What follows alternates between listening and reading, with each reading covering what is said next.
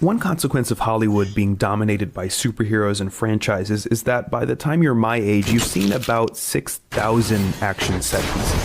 Some are spectacular, many are not. And it's pretty easy to distinguish between the two because the reaction is physical. Has adrenaline been released into your system or not? Are you gripping your armrests or not? After watching all these set pieces, I think we've sort of been forced to develop an intuitive sophistication about them. There are no shortcuts to thrilling an audience that's absolutely drowning in this stuff. We recognize and champion good work when we see and feel it. I think that's the secret to the success of franchises like Mission Impossible, Fast and Furious, and John Wick. These are movies that are committed to well-choreographed, well-edited, real action. Okay, not always real.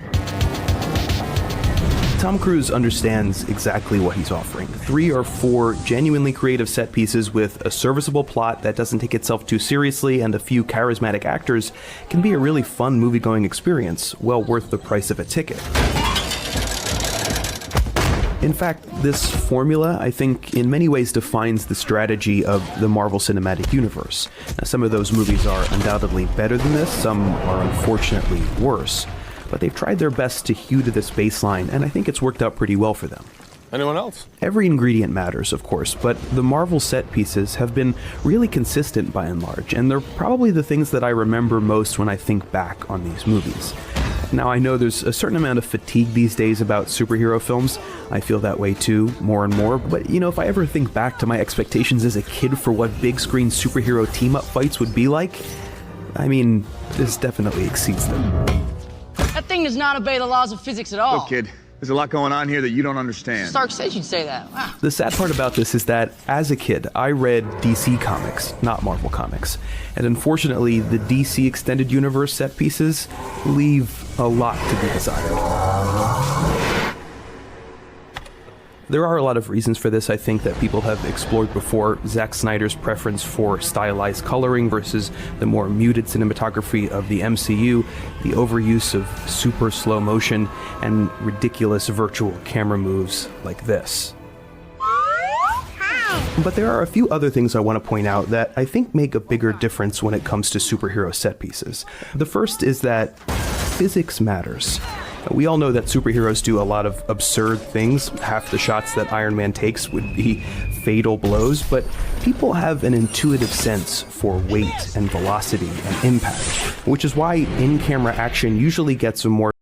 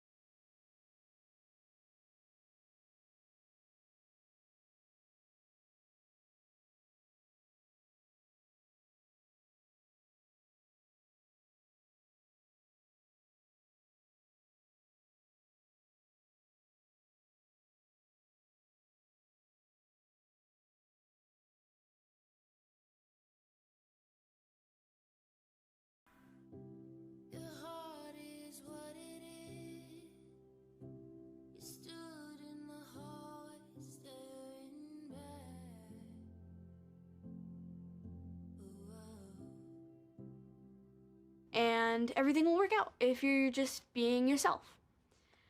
Okay, thank you guys for watching this video. I hope some of you guys found it helpful, and make sure to subscribe to my channel.